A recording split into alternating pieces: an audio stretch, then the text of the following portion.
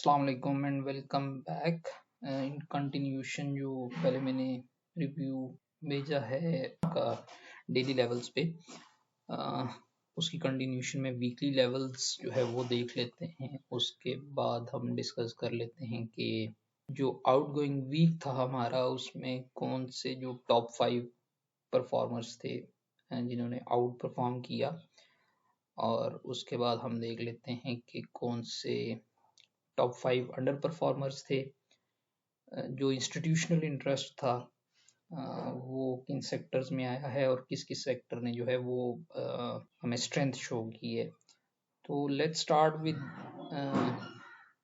The usual numbers जो हमारे पास इस वीक के थे। लास्ट वीक जो है वो उसमें आल्दो हमने 4600 के करीब जो है वो पॉइंट्स ऐड हुए हैं पॉजिटिव साइड में, लेकिन RSI अभी भी 74 पे है वीकली चार्ट्स पे।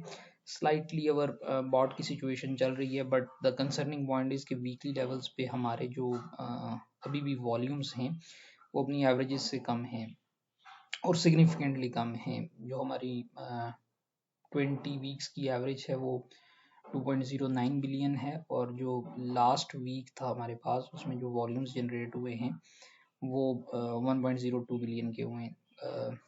ना सिर्फ ये वॉल्यूम्स हमारे पास जो है वो वीकली लेवल्स पे एवरेजेस से कम हैं, बल्कि जो पिछला वीक हमारा गुजरा था उससे भी ये वॉल्यूम्स कम है।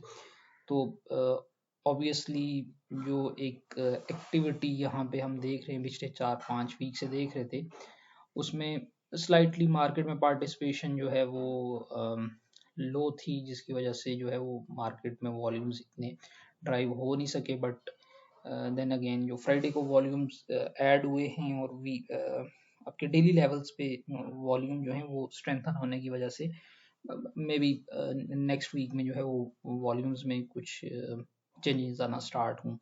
तो ऑब्वियसली जब हमारे पास डेली लेवल्स जो है वो रोल अप होंगे वीकली वॉल्यूम्स में, तो इट इज़ हाईली लाइकली कि जो है वो हमारे पास ये नंबर भी इवेंचुअली जो है वो अपनी एवरेजेस जो है उनकी तरफ दोबारा जो है वो मूव होना स्टार्ट हो। जो आउटगोइंग वीक था उसमें पहले देख लेते हैं सबसे पहले कि हमारे पास जो कौन से टॉप 5 हैं जिन्होंने एक्सेप्शनली परफॉर्म किया है मार्केट को। तो let's check the 5 day alpha.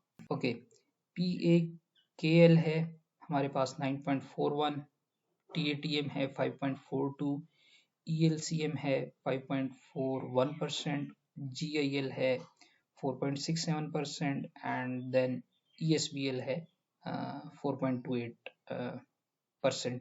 GIL को आप इग्नोर कर सकते हैं, उस इट्स नॉट गुड इनफ। और अगर हम देखें जो अंडर परफॉर्मर्स हैं तो वो KOIL, TRSM, FNEL, TSBL और IBL, HL they posted significant losses। ये जो मतलब IBLHL है, यहाँ तक हम जब आते हैं तो ये -7.03% था as compare to the 100 index benchmark। तो these are basically the top 5 losers on the weekly basis। इसके बाद अगर हम देखें कि how the sector performed on the weekly basis, let me first forward to the sectoral performance। So yeah, sectors में हमारे पास जो परफॉर्मेंस आई वो बेसिकली सीमट और कमर्शियल बैंक्स में थी, उन्होंने पॉजिटिविटी में सबसे ज़्यादा कंट्रीब्यूट किया। बाय एंड लार्ज सेम ही है, सीमट ने स्लाइटली ओवर परफॉर्म किया है, 0.0024 उसकी वैल्यू एक मेरे पास जनरेट हो रही है, और कमर्शियल बैंक्स की 0.0023 है। that means by and large CMERS and commercial bank they were the main driving force behind the positivity जो हमने इंडेक्स में देखी है लास्ट वीक में। और अगर हम इसको देखें कि नंबर्स पे ये कैसे लग रहे हैं सेक्टर, तो सीमट जो है उसने सबसे ज़्यादा कंट्रीब्यूट किया, followed by commercial banks, then technology and communication, automobile assemblers, food and personal care products, textile composite, उसके बाद पावर जनरेशन है. सो लार्जली जितने भी हमारे पास सेक्टर्स थे उनने पॉजिटिव कंट्रीब्यूट किया है. हाउएवर जो लीडर्स थे वो कमर्शियल बैंक और oil and gas exploration companies followed by telecommunication है. अगर हम बात करें इंस्टीट्यूशनल फ्लो की, by institutional flow I mean anything except the retail investors, तो जिसमें आपके पास फॉरेन कॉर्पोरेट्स भी हैं, बैंक्स हैं, म्यूचुअल फंड्स हैं, इंश्योरेंस कंपनीज हैं, ऑल द जितनी भी आपके रिटेल इन्वेस्टर्स को छोड़ के जो आपके पास आते हैं मार्केट के पार्टिसिपेंट्स, तो उसमें जो सेक्टर वाइज अगर हम पार्टिसिपेशन देखें तो अभी सबसे ज़्यादा जो नज़र आई है वो कमर्शियल बैंक्स में नज़र आई है और फर्टिलाइजर में आई है. Fertilizer is basically on the highest side with a 0.35 number, followed by your oil and gas marketing and then telecommunication. So these are the sectors जहाँ पे गुजरे हुए वीक में हमारे पास सबसे ज़्यादा इंस्टीट्यूशनल इंटरेस्ट था, इंस्टीट्यूशंस ने उसमें जो है वो बाइंग की है. There is a highly likely chances कि इनमें हमें पॉजिटिव मोमेंटम जो है वो देखने को मिल सके. तो these are the predictive numbers, not at all any